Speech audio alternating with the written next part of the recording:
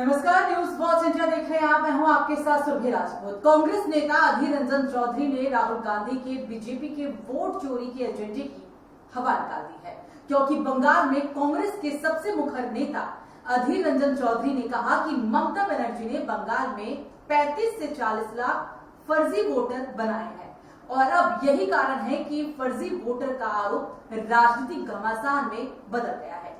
कांग्रेस को अपनी रणनीति पर पुनर्विचार करना होगा। बीजेपी और कांग्रेस के बीच उठ रहे आरोप प्रत्यारोप के बीच जनता को सच भी जानना उनके लिए एक काफी अहम होने वाला है और इसी विवाद के आगे अब ये क्या होगा ये देखना बाकी है। लेकिन इस बीच सभी के जहन में एक सवाल तो गूंज ही रहा है कि क्या अब कांग्रेस खुद जवाबदेही के सवालों में फंसी है, और इसी पर आज हम चर्चा करने वाले हैं। हमारे साथ हमारे सहयोगी सीनियर जर्नलिस्ट नगेंद्र भाटी जी जुड़ गए हैं। उनसे हम जानने की कोशिश करेंगे कि जो आज अधीर रंजन चौधरी का ये बयान आया, अब इस बयान के बाद कांग्रेस क्या सफाई देगी? क्या कांग्रेस को लगेगा कि इस बयान को लेकर उनको सफाई देने की जरूरत है?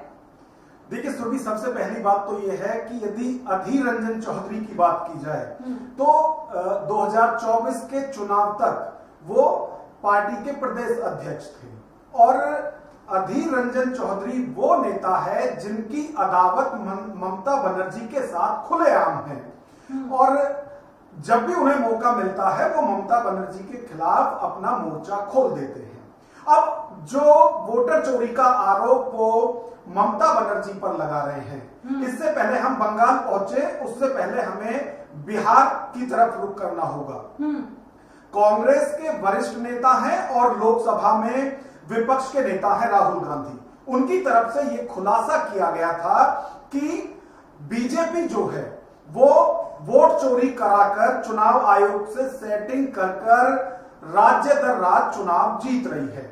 और उनका आरोप यह भी था कि बीजेपी को छोड़कर दूसरी पार्टी जो है, जो इंडिविजुअल लड़ रही है या जो इंडिया अलायंस में है, एंटी इनकम्बेंसी काम करता है, लेकिन बीजेपी या एनडीए के जो शासित राज्य है वहां पर नहीं करता। उसमें उनकी तरफ से यही खुलासा किया गया था कि हर विधानसभा में लगभग 50,000 से 1 लाख बोगस वोटर बनाए गए हैं बीजेपी की तरफ से, जो चुनाव में उन्हें हेल्प करते हैं और उसी के आधार पर चुनाव बीजेपी जीतती है।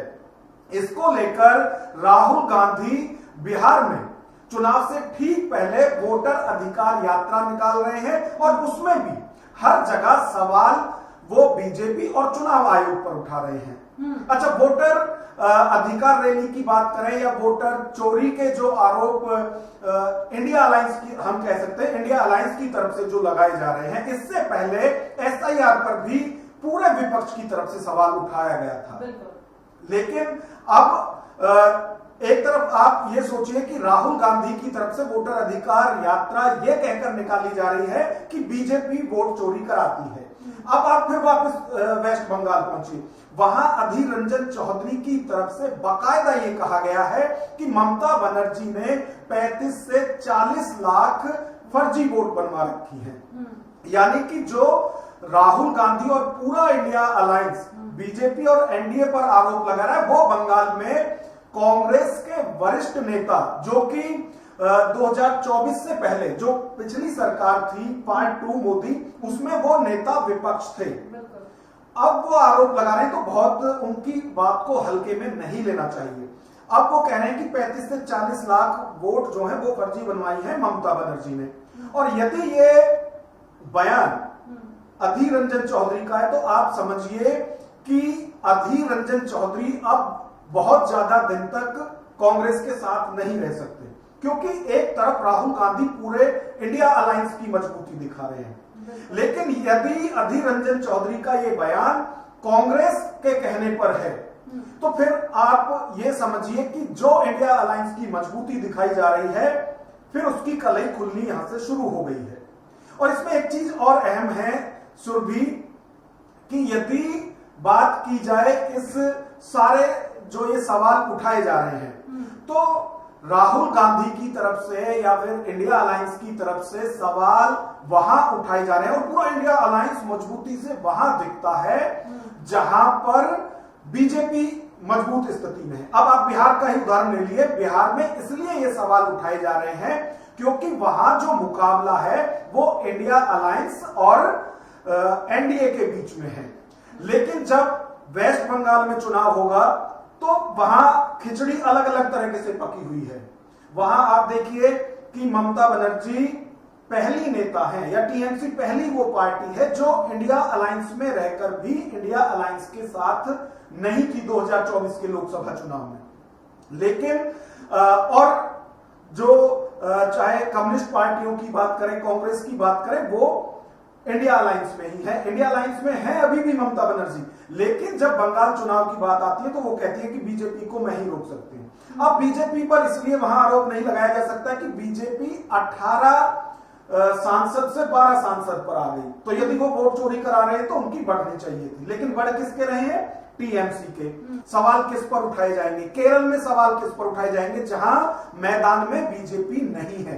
तो ये जो सारी चीजें हैं, ये सवाल खुद जो इंडिया अलायंस है उस पर उठा रहे हैं कि आप वहां तो एकजुट नजर आते हैं जहां पर बीजेपी मुकाबले में है, लेकिन जहां मुकाबला सबका आपस में है वहां एनडीए मजबूत नहीं है, या ये कहिए कि सब अलग अलग वहां पर अलग थलग दिखाई देते हैं। बिल्कुल, मतलब सब की अलग अलग सोच है। शायद हमने देखा कि बीच में ये खबरें बहुत आम सी हो गई थी कि शशि थरूर का मोह भंग हो गया है ना, शायद इसलिए वो मोदी की तारीफ कर रहे हैं। और क्या इस कॉन्सेप्ट को यहाँ पर जोड़ा जाए कि ऐसा ही हो रहा है कि अधीर रंजन चौधरी का भी कांग्रेस से मोह भंग हो गया है?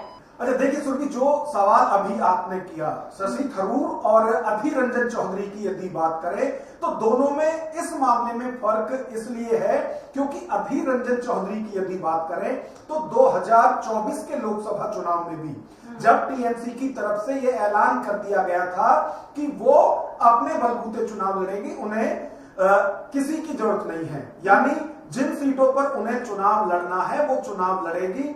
बाकी जो इंडिया अलायंस के लोग हैं वो या तो खड़े होकर देखें नहीं तो सपोर्ट करें। अब आप ये देखिए कि सियासत में ऐसा नहीं हो सकता, अभी बिहार में भी ऐसा ही हो रहा है। एआईएमआईएम चीफ से ये कह दिया गया है असदुद्दीन ओवैसी से कि आप को यदि एनडीए से दिक्कत है और उन्हें हराना है आपको, तो फिर आपको हम तो ले नहीं सकते इंडिया अलायंस में, लेकिन आप बाहर से चुनाव के नजारे देखिए। तो क्योंकि असदुद्दीन ओवैसी पे तो हमेशा से विपक्ष बोलता ही है ना कि ये एनडीए की बी पार्टी है। जी हाँ, तो इसीलिए अब आप ये देखिए कि जब ओवैसी कहते हैं कि उन्हें भैया इंडिया अलायंस में ले लो, वो हेल्प कर सकते हैं, और जो एनडीए का विजय रथ है बिहार में उसको वो रोक सकते हैं, तो ये कहते हैं कि नहीं आपकी एंट्री नहीं है, तो खुद को भी नहीं रखना है, और यदि वो अकेले लड़ते हैं तो उनसे कहा जाता है कि आप बीजेपी की बी टीम है। उसी तरह से स्थिति अब आप वहां देखिए बंगाल के अंदर, वहां जब 2024 में अलग चुनाव लड़ने का फैसला हो गया, उसके बाद भी अधीर रंजन चौधरी पर यह दबाव रहा कि उन्हें ममता बनर्जी के खिलाफ नहीं बोलना है, जबकि चुनाव अलग अलग होने, तो और उसी का जब नतीजे आए तो उसमें अधीर रंजन चौधरी भी चुनाव हार गए। तो अब जो स्थिति है वेस्ट बंगाल के अंदर, जो मैंने पहले भी कहा कि यदि अधीर रंजन चौधरी ने अपने मन से ये आरोप लगाए हैं जिनसे कि इंडिया अलायंस कमजोर होता हुआ दिख रहा है, तो ये समझिए कि अधीर रंजन चौधरी अब ज्यादा दिन कांग्रेस में नहीं है।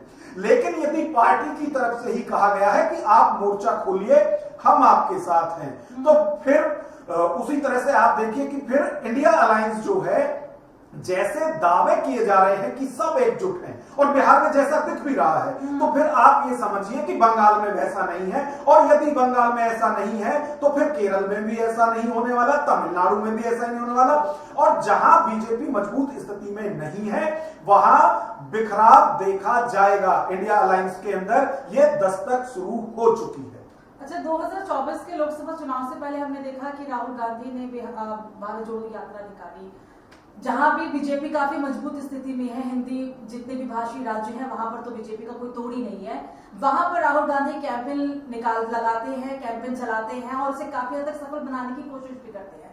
इसी बीच हमने अभी देखा भी कि जो आम आदमी पार्टी के नेता हैं अरविंद केजरीवाल दिल्ली के पूर्व मुख्यमंत्री भी रहे, उन्होंने ये बोला कि कांग्रेस सिर्फ यही एजेंडा क्यों चलाती है कि जहां उन्हें बोलना चाहिए या फिर जहां पर लगता है कि कांग्रेस काफी अच्छी स्थिति में नहीं है या बीजेपी उसके ऊपर भारी पड़ रहा है, वहां पर तो वो बहुत जोर शोर से बोलते हैं कि आपने ये कर दिया, आपने वो कर दिया, तमाम तरह के आरोप लगाती है। लेकिन दिल्ली का वो जिक्र नहीं करते। दिल्ली में उन्हें यही बोलना चाहिए था कि आपने यहाँ पर भी घोटाला किया, फर्जी आपके वोटर्स थे, तमाम आरोप अभी हमने देखा कि अरविंद केजरीवाल ने कुछ समय पहले लगाए थे। वहां कांग्रेस चुप क्यों रहती है? देखिए, ये सवाल अभी यदि आम आदमी पार्टी की बात करें तो आम आदमी पार्टी ये कह चुकी है कि वो अब इंडिया अलायंस का हिस्सा नहीं है, लेकिन वोट चोरी और एसआईआर की खिलाफत में वो पूरे विपक्ष के साथ है, कंधे से कंधा मिलाकर वो हर जगह विरोध प्रदर्शन कर रही है। लेकिन वोट चोरी के जब ये कहते हुए आरोप कांग्रेस लगाती है कि बीजेपी की तरफ से महाराष्ट्र में वोट चोरी की गई तो वहां पार्टी जीती, हरियाणा में वोट चोरी की गई, तो अब आम आदमी पार्टी को यह ऐतराज है कि जहां आपसे सत्ता छीनी गई वहां तो आप कह रहे हैं कि भाई वोट चोरी हुई है, लेकिन जब आप वोट चोरी का आरोप ही लगा रहे हैं तो दिल्ली में आप क्यों नहीं लगाते हैं? दिल्ली में आप क्यों नहीं कहते हैं कि वोट चोरी करके ही बीजेपी ने अरविंद केजरीवाल को सत्ता से बाहर किया है? तो ये सारी चीजें हैं। इसमें अब जिस तरह से एकजुटता या अलगाव दिखाई दे रहा है उसमें आप कह सकते हैं कि वैसे तो हम साथ साथ हैं, लेकिन जहां एक दूसरे की जरूरत है वहां तपाक से दूसरी पार्टी कह देती है कि हम आपके हैं कौन। तो ये इंडिया अलायंस की स्थिति फिलहाल दिख रही है। अच्छा, मेरे जहन में एक सवाल और आ रहा है कि हमने 2024 के लोकसभा चुनाव के दरमियान देखा कि जब 26 दल एक साथ आए, इंडिया गठबंधन बना, इंडिया अलायंस नाम दिया गया, उस वक्त सबका एक ही कहना था कि हमारे मनभेद नहीं होने चाहिए, बेशक मतभेद हो जाए। लेकिन धीरे धीरे क्या वो मतभेद मनभेद में तब्दील हो रहा है? हम देख रहे हैं कि एक एक करके टूट रहे हैं। ऐसे में अब अधीर रंजन चौधरी का भी ये बयान और तमाम अगर कई नेताओं का मैं जिक्र कर लूं तो उनका भी कहीं ना कहीं उनके मनभेद तो दिख रहे हैं, मतभेद तक तो बात सीमित नहीं रही है। देखिए, इंडिया अलायंस की यदि बात करें सुरभि, तो इसका गठन बड़ा ही रोमांचक तरीके से हुआ है। आपको याद होगा कि पूरे इंडिया अलायंस की अगुवाई कौन कर रहा था? नीतीश कुमार। बिल्कुल, नीतीश कुमार।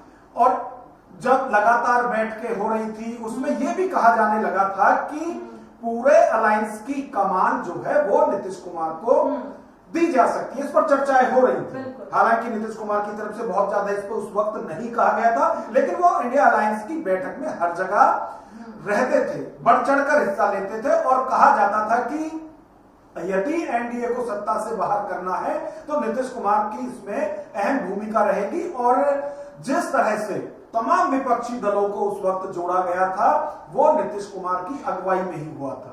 तो जब सब कुछ सौंपने वाला था पूरा विपक्ष नीतीश कुमार को, उसी वक्त वो पलटी मार गए। ठीक है, तो ये तो मतभेद और मनभेद की बात यहीं से शुरू हो जाती है कि वो आपके साथ थे लेकिन साथ रहकर भी साथ नहीं थे। और फिर साथ किसका पकड़ा? उसी एनडीए का जिसके खिलाफ उन्होंने सारे इन सियासी दलों को इकट्ठा किया था। अब उसी तरह से यदि मतभेद और मनभेद की बात करें तो जो चुनाव हुआ था 2024 का, उसमें आप पूरे इंडिया अलायंस को देखिए, दिल्ली में साथ लड़ते हैं, पंजाब में अलग अलग लड़ते हैं, फिर चंडीगढ़ में गठबंधन, यानी यहां गठबंधन है यहां गठबंधन नहीं है, उसमें सबने अपना अपना सियासी फायदा देखा। पंजाब को लग रहा था कि वो मजबूती से पंजाब में आम आदमी पार्टी मजबूती से लड़ सकती है, तो उन्होंने कहा कि नहीं जी, हमें यहां आपके गठबंधन की जरूरत नहीं है, हम अकेले दम पर चुनाव लड़ेंगे। बंगाल में टीएमसी ने यही किया। तो ये सारे जो दल हैं, ये आप मानकर चलिए कि कहीं ना कहीं अपनी जो राजनीतिक महत्वाकांक्षा है वो सबके ऊपर हावी है। अच्छा, इसी बीच जो ये अभी अधीर रंजन चौधरी का बयान आया सुरभि, इससे 2 दिन पहले ही ममता बनर्जी की तरफ से समर्थन किया गया था जो विपक्ष की तरफ से वोट चोरी और एसआईआर की खिलाफत की जा रही है उसकी। और उस वक्त ये लगने लगा था कि जो रिश्तों पर बर्फ जमी थी कांग्रेस और टीएमसी के, वो अब कहीं पिघल जाएगी, पिघलनी शुरू हो गई है।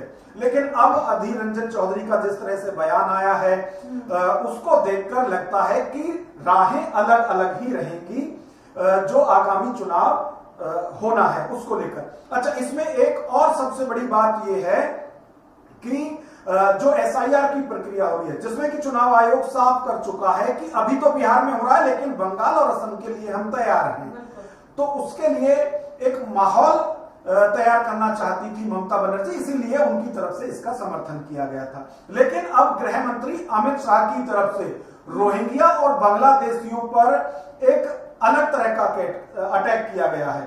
अब उनकी तरफ से कहा गया है कि जो बॉर्डर है उसके 30 किलोमीटर के दायरे में जितनी भी जो ये इलीगल कंस्ट्रक्शन हुआ है या कॉलोनी बसी हुई है उन सबको बुलडोज किया जाएगा।